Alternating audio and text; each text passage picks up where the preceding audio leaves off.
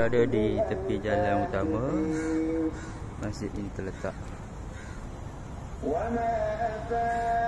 seperti jemaah mula menghadiri masjid untuk acara berbuka puasa. Dan kita menuju ke main lobby Masjid Anda Sarjana Putra. Pihak masjid meletakkan kemah dan kursi meja untuk jamuan berbuka puasa dan murid.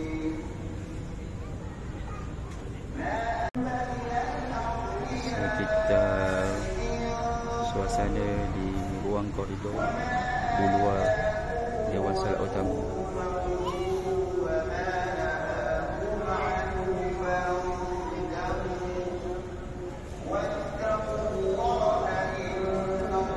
Terdapat gerai jualan dan kaunter zakat fitrah.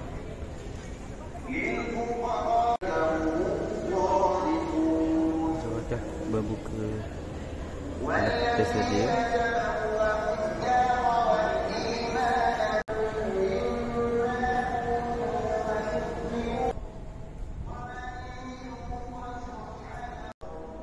Sekitar suasana di dalam Dewan Salat Utama.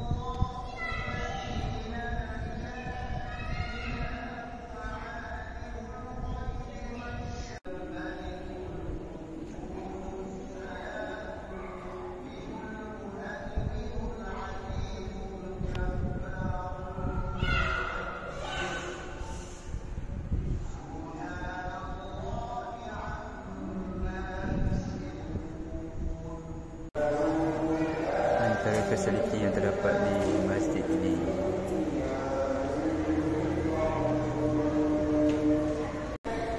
di bahagian sisi Dewan Salat Utama terdapat bilik wuduk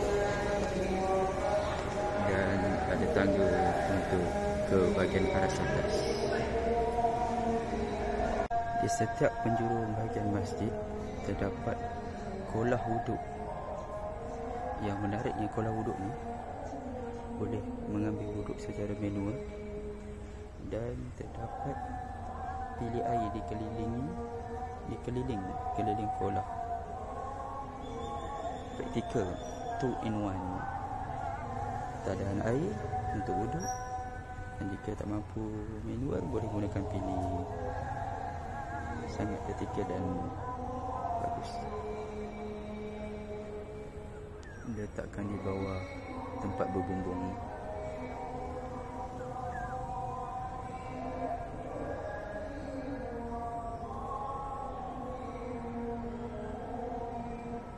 Berbuka puasa.